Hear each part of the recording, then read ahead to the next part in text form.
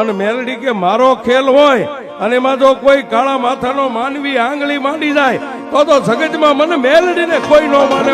ધંધુકા તાલુકાના સારોડિયા ગામના સીમાડાની માથે મારી ઝાડવાળી મેલડી બેઠી છે.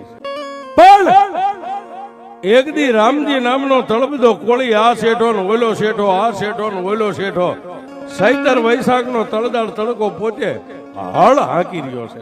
બપોરનો સમય થયો, 12-1 નો સમય થયો એટલે ફૂંકાઈ ગયેલી 3 પાંખાળી બોયડીના થડે પોતે ભાત ખોલી અને બેઠો બેઠો બપોરા કરે છે.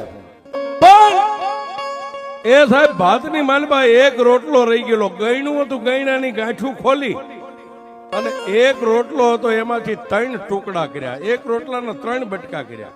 એક બટકું ધરતી ઉપર મેક્યું, હાથીની આરે પાણીની બતક બાંધી હતી, બતકમાંથી એક અંદળી પાણી લઈ અને 3 વાર પાણીની આમ આહુતિ આપી છે. બાજુના ખેતરની માલપા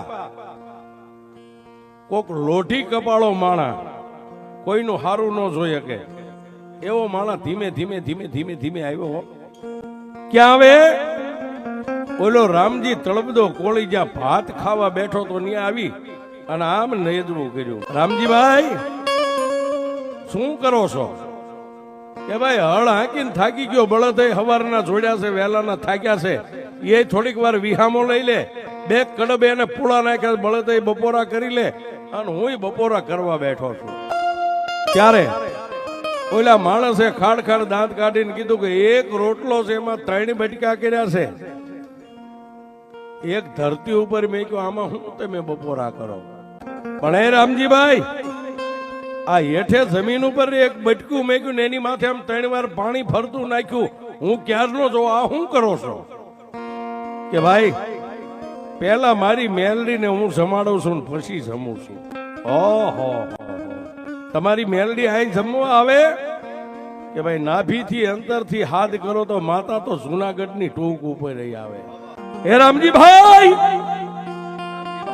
એ જો આમ માતા મેલડી જમવા આવતી હોય તો હવે તમારી મેલડીને જોવી પડશે કે તમારી ભક્તિ કેવી છે ને તમારી માતા મેલડી બળુકી કેવી છે.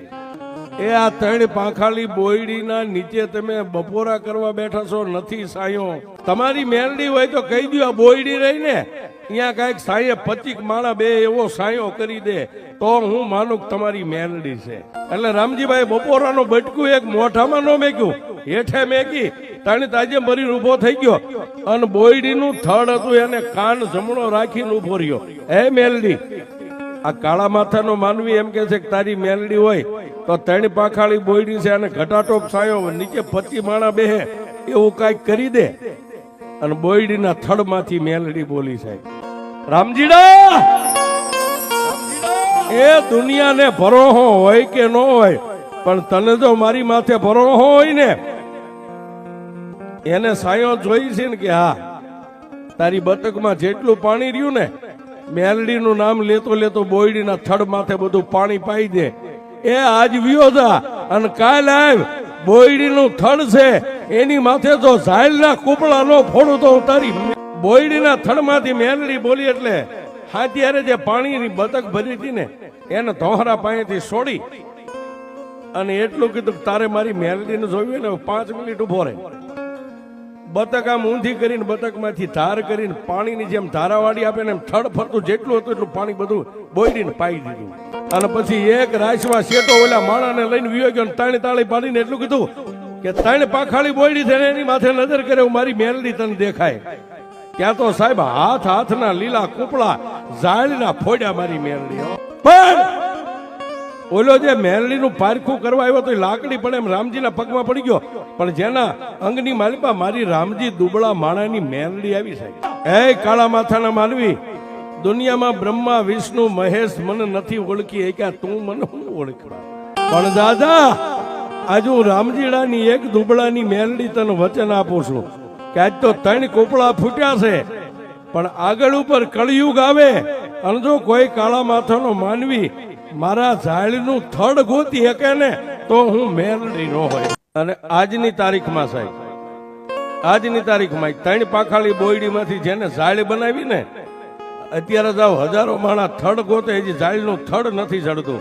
અને મેલડી કે મારો ખેલ હોય અને એમાં જો કોઈ કાળા માથાનો માનવી આંગળી માંડી જાય તો જગતમાં મને મેલડીને કોઈ ન માને, મને મેલડીને કોઈ ન